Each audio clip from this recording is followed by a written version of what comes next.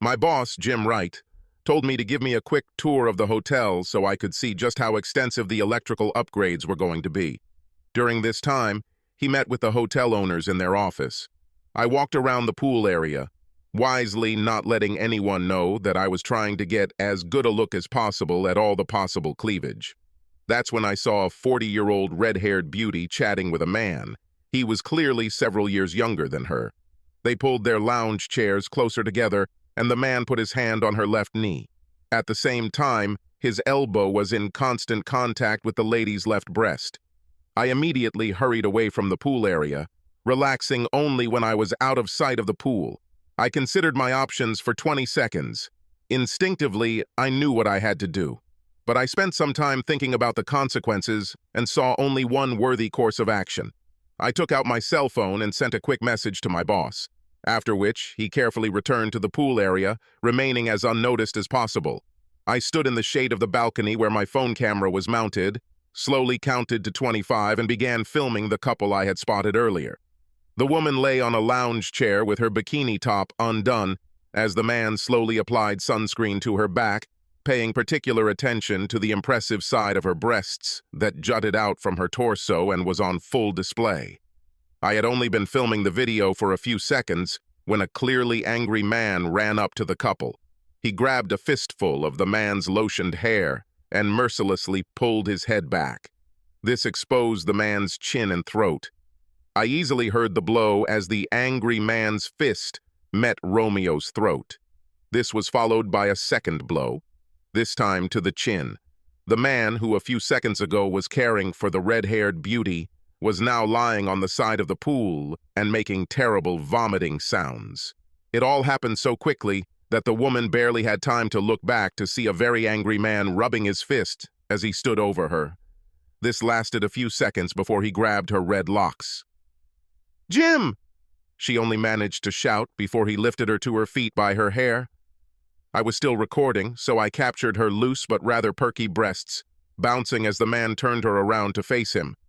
"You're a fucking slut," was all he could say, looking at his wife's panicked face and then down at her dangling breasts.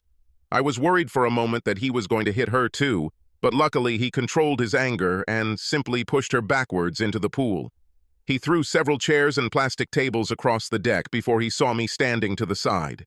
He visibly slouched and walked towards me. "Mike, get me to the damn car before I end up in jail," was all he could say as tears rolled down his cheeks. I led Jim into the parking lot and directed him to the company SUV. By this time, he was a complete zombie, showing no emotion and staring straight ahead as I drove down the highway. The 2-hour drive home was eerily silent, save for the occasional guttural sound that escaped Jim's throat. I parked in his driveway and walked him into the house. Jim sat at the kitchen table while I took 2 bottles of beer out of the refrigerator. I placed one in front of him and opened the second for myself, after which I sat down on the chair opposite him. His gaze made me feel a little uneasy. In the end, I looked into his eyes for a few seconds before asking, "Have we received a contract?" Jim blinked at my question and then suddenly burst into laughter. "You're a stupid bastard," he muttered, opening his beer and taking a long sip. My question may have been stupid, but it brought Jim out of his trance. "That lying bitch said she was going to spend a few days with her mother at her parents' lake house. She left yesterday morning. She must have been having sex with that damn Harris since yesterday. Crap. This morning, I called her mother's cabin and asked to speak with Callie. Her mother said that she was in the shower, but that she would ask her to call me back. Callie called about 10 minutes later. If she was in her mother's bathroom at the lake at 10 in the morning, there's no way she'd have arrived in Timberbrook by the time you found her with that bastard, One-Egg Harris. That means her mother covered for her," I concluded. "That means her mother knew what the hell Callie was doing and was covering for her." Jim echoed my thoughts. "Hell, she's visited her mother at the cabin every summer since we got married. Now I have to wonder how long this shit has been going on, and whether this idiot was the first, or just one of many." Jim made a good point, and I thought about it from every possible angle as I drove home. It seemed possible and even probable that Jim's wife was aided and abetted in her infidelity by her own mother. Maybe this is a hereditary trait or just some kind of weakness brought up over generations? As I approached my entrance, I saw my mother-in-law's car. I didn't want to listen to her nonsense, so I parked and walked to the back door, knowing that my wife Tracy would be sitting with her mother at the kitchen table drinking wine. As usual, I was right.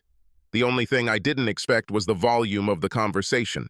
To be honest, both the volume and the content of the conversation shocked me a little. "Holy shit, Mom!" Tracy practically screamed at her mother. "You know how Dad hates identical? What the hell were you thinking?" I couldn't help but feel a little proud at Tracy's outrage at her mother's actions. She and I promised to be faithful throughout our married life. Tracy and I were definitely on the same page on this issue. "Please don't call Bentley identical. It was an accident. Besides, he's still capable of performing well," Callie insisted. "That's not the point," Tracy replied. "You were on the street in broad daylight with a man who was not my father and only 2 hours away from home. I warned you not to let your guard down, but you did it anyway. I thought we were far enough from home to be safe. I don't know how your father ended up there or how he found us at the pool. He never goes to hotels, much less their swimming pools. Do you think he's cheating on me?" "No, I don't think so," Tracy replied. "Dad adores you. He would never cheat, and I'm sure he didn't even know you were cuckolding him.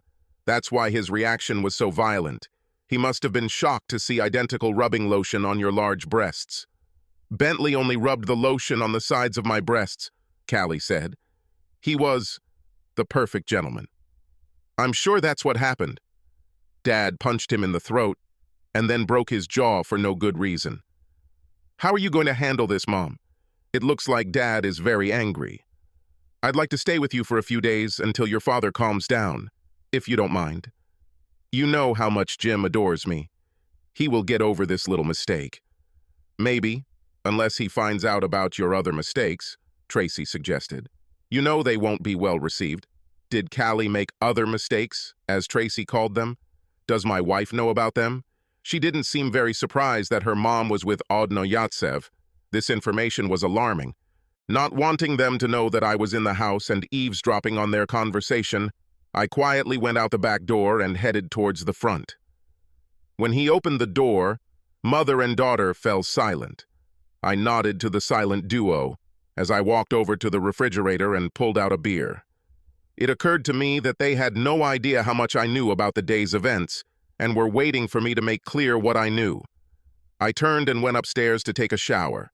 They should be interested in how much I know, how I will react, what I will say, and who I will tell. I decided not to give them any reason to guess. This whole situation was damn unpleasant, and Tracy's role in it was disturbing, to say the least. It struck me that Tracy obviously knew her mother was promiscuous, but never told her father or me. Keeping such a secret is tantamount to lying, as far as I'm concerned. I had just finished putting on fresh clothes when Tracy came into the bedroom. "Mom and Dad had a little quarrel today. Mom wants to stay with us for a few days until they settle their differences. I said she could do it. I hope you don't mind." "What kind of husband would I be if I objected to my wife's mother staying for a few days?" I asked rhetorically. "Your parents deserve special attention. Look how good your father treats me. He's actually a great guy." Tracy seemed to study my face for any clues about how I was feeling. When I mentioned her father, she seemed to flinch slightly, but that could have been in my imagination. "That's one of the reasons I love you so much, Mike. You always treat me and my family like we're special," Tracy replied. "I've been working with your father for 5 years now. Knew him before I met you, and he is special. He gave me my first real job. He is a good boss, an excellent father-in-law, and the best father a girl can have." For some reason, my praise of her father didn't sit well with Tracy as much as it should have. I had never noticed it before, but now it seemed to me that Tracy was feeling guilty about her mother's extramarital affairs. Did I just not notice this before? Callie spent half of dinner asking me questions about work. I wanted to know what projects we had going on, what we were applying for, and where I was working that day.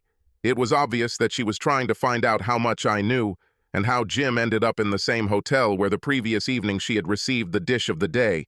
Identical. I avoided any mention of Jim being asked to bid for an upgrade at the adultery hotel or my involvement in the pool denouement. I decided that my wife and her mother weren't the only people who might have secrets. After dinner, I announced that I was going to mow the lawn. With my suspicions dominating my thoughts, I thoughtfully left my phone in recording mode behind a banana on the kitchen counter, away from the dishwasher. By the time I put the lawnmower away, it was already dark. Both women were watching The Revenant on TV in the living room. I put the phone in my pocket and said goodnight to them before heading upstairs to the master bedroom. After leaving the house, I listened to the recorded conversation between my wife and her mother.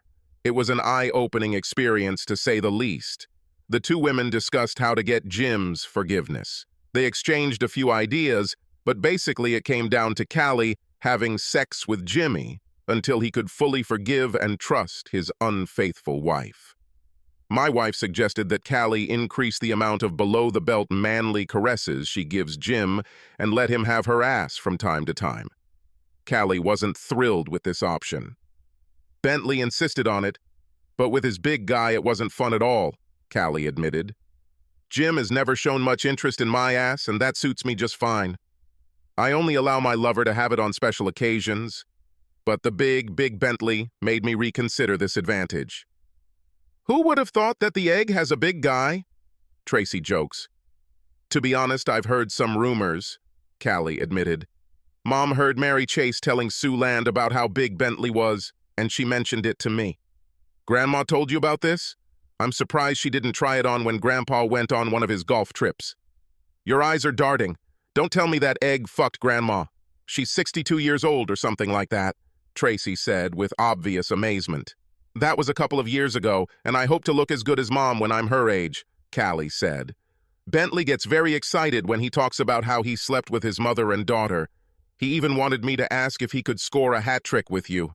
Few men manage to get 3 generations in one family. Are you kidding? He is almost the same age as Dad, Tracy noted. I can't even imagine that I'll be with him.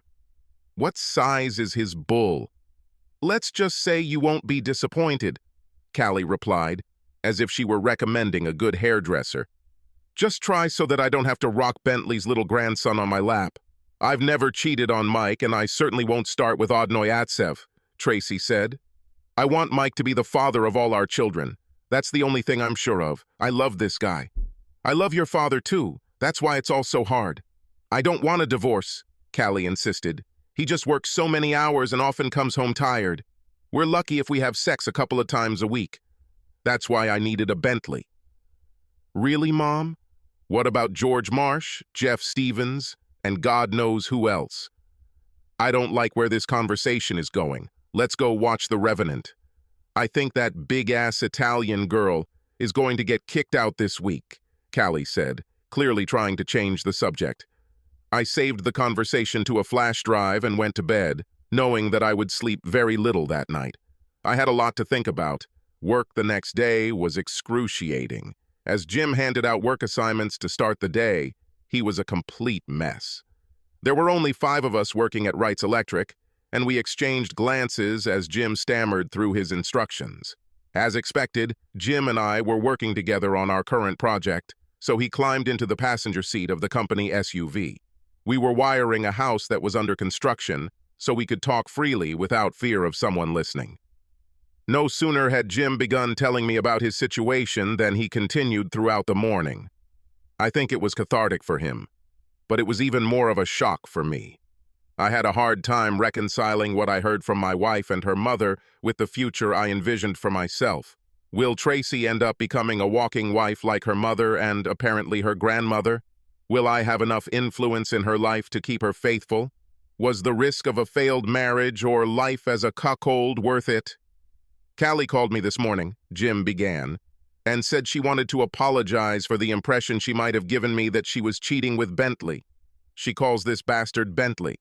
Said this is the only time she's ever cheated or even come close to it. He stalked her for months, and she finally succumbed to his charm and the fact that he has a single egg.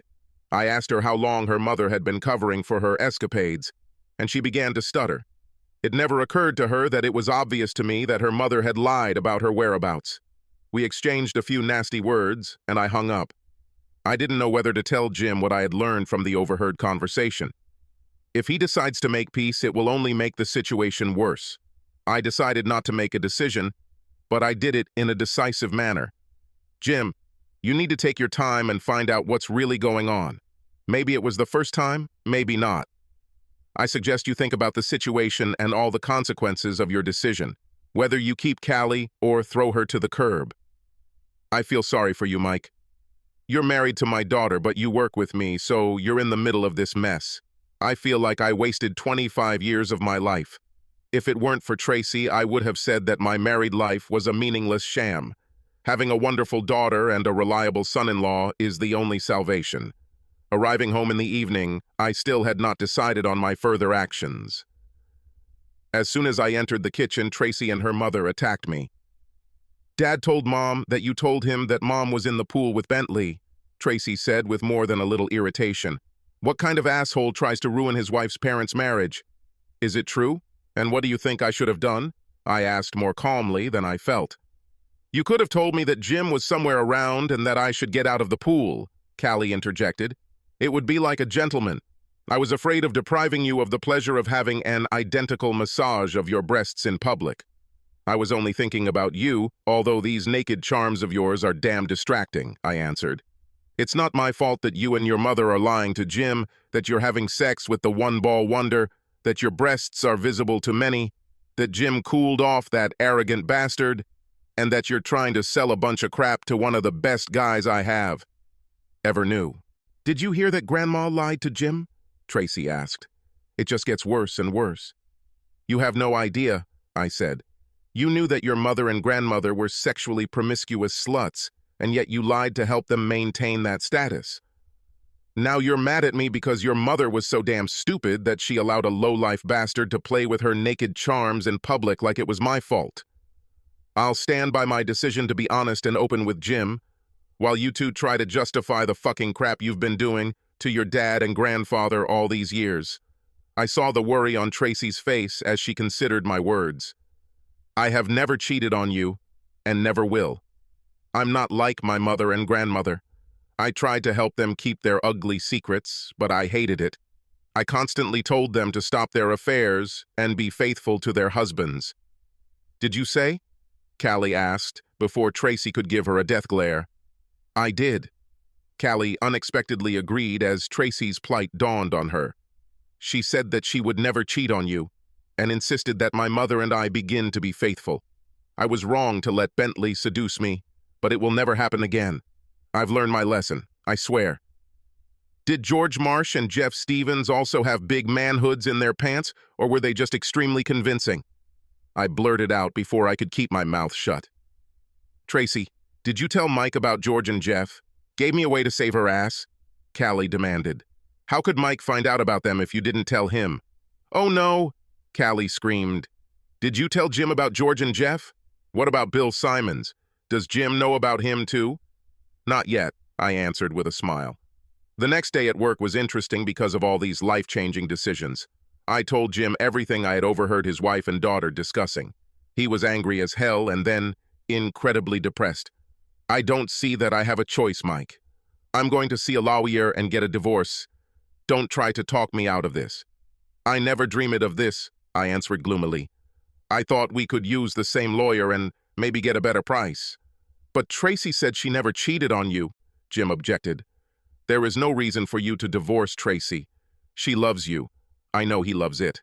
I know Callie loves you, but I wouldn't talk you out of getting a divorce." "You're the only one who helped me make my decision, Jim. Without your wisdom and experience, I might have been tempted to stay with Tracy. You said you felt like you wasted 25 years being married to a cheater. I don't want to have to say the same thing 23 years from now. I have no trust left in your daughter. I will worry every day that she is looking for her manhood in bigger pants. I know damn well that Tracy will insist on allowing Kelly and Kelly's mother to see our children and influence their lives. Leaving my daughters alone with Tracy would be worrying enough, but letting your wife and her mother even talk to them scares the living daylights out of me," I admitted. "You see why I can't continue down this path, don't you?" 4 years later, I decided to take my wife, Amber, out to celebrate our second anniversary. Our daughter Megan was 6 months old, and Amber's parents were more than happy to keep her overnight. Since it was our anniversary, I shelled out for a room at the Ritz, which was almost 100 miles away. I made dinner reservations and couldn't wait to show my wife how much her love meant to me. I asked for a private table and was pleased when we were shown to a rather dark corner of the dining room. After ordering food and exchanging sexual jokes, Amber suddenly sat up straight and stared at the newcomer. "Isn't this your ex-wife?" she asked. I remember she was 2 years older than me at school and looked like a fashion model. She is still beautiful. I heard she got married again, but I never saw her husband. He looks like he's a little older than her. Actually, he's the same age as Tracy, I replied, turning to watch my ex-wife take a seat at the other end of the room.